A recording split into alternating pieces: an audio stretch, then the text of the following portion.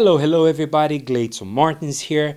I spoke with playwright Migdalia Cruz about her new adaptation of Macbeth, which will premiere at the Magic Theater on March 18 and runs through April 5th here in San Francisco. Let's watch. Talk to me about the how you came to write this new version of Shakespeare's Macbeth. Well, I was part of a project that was started by Play on Shakespeare. And can you hear me? Okay. It's that Louis Dothett put together. And what the idea was to hire 36 contemporary playwrights to each translate one of Shakespeare's plays. And the reason I chose Macbeth is I felt like it was the most for me, had the most action, and I also liked the passion of it, and I also liked that it felt like it was the most Puerto Rican of all Shakespeare's plays, because it was a play about the outsiders who have to fight really hard to try to become part of the insiders, and that creates a certain kind of rage.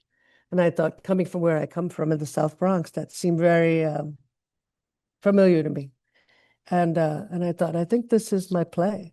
I was also really attracted to the witches, and I thought, what if in this world, the witches are women of color or people of color, women plus that are in this world, and people are afraid of them because they are different, because they look different, but also sexualized by them.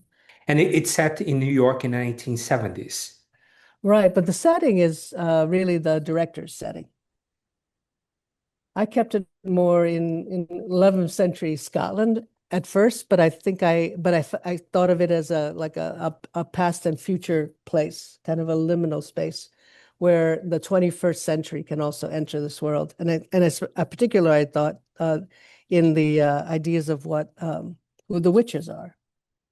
And so I imagine them dressed sort of like Alexander McQueen, which is kind of funky, but also kind of New Scotland. And what does that mean?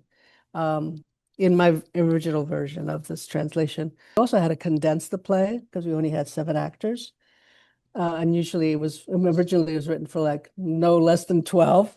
So a lot of the text had to be combined and boosted by putting it in other people's mouths. So how do you edit that play? That can be a little bit tricky when you don't have a lot of actors to play with.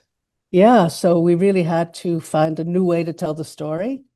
So I found myself really playing a lot more even with the witches and how they enter and exit all of the scenes and create the space. How do you want the audience to take that new version?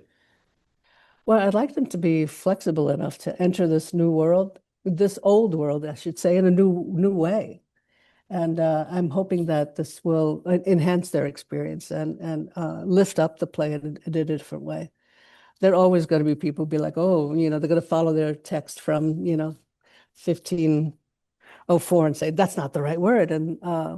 But my job, I felt as a translator, first of all, was to clarify the language. So I did change a bunch of the syntax, but I basically kept all of it in verse, in the same way that Shakespeare kept it. And so I'm hoping that I maintained his poetry while also adding, not only a woman's perspective, but a Puerto Rican woman's perspective. And talk to me about the process of writing. So. How long did it take? The original translation took about 2 years, 2.5 years. I very painstakingly used every lexicon known to man and looked up every single word. Made sure that I had all the meanings that it could possibly be, then all of the syntax, and then all of the slang meanings, and then how would the audience of the time then relate to the way it was spoken then, and then try to translate all of that into modern English. And how do you do that? For instance, how do you change a joke? Right. I mean, there's a scene with the porter in the play, and his whole piece is about being drunk and like, randy and saying really overtly sexual things in a covert way, but also making jokes about the politics of his time, Shakespeare's time. And then it's like, okay, then we have to change the whole thing. And you have to take certain liberties in order to extend that translation so that it resonates for a 21st century audience. So I did it. In the process of writing a play, do you talk to the director or the set designer? Can they say something to you and you have to may adapt, or it's the other way around? You talk to them, oh, this set is going to be this way. Maybe I can change a little bit on the script here. Or the director wants you to write something else, or vice versa. Is that it? Does it happen? It usually is the director who speaks directly to the designers, but when I do get to speak to the designers, it's always fun because actually I feel like the writer has a lot to say about how a play would look, and I do anyway. And I because you've been building this world in your head for so long, and to then work with people who are going to actualize it is fantastic opportunity, right? But but theater is collaborative. So it's the designers, it's me, it's the directors, and it's the actors too that can have ideas about how they feel their characters should go. And all of that becomes the play. When you start writing, like, Mhm. do you have to be in quiet place by yourself, alone, listening to music?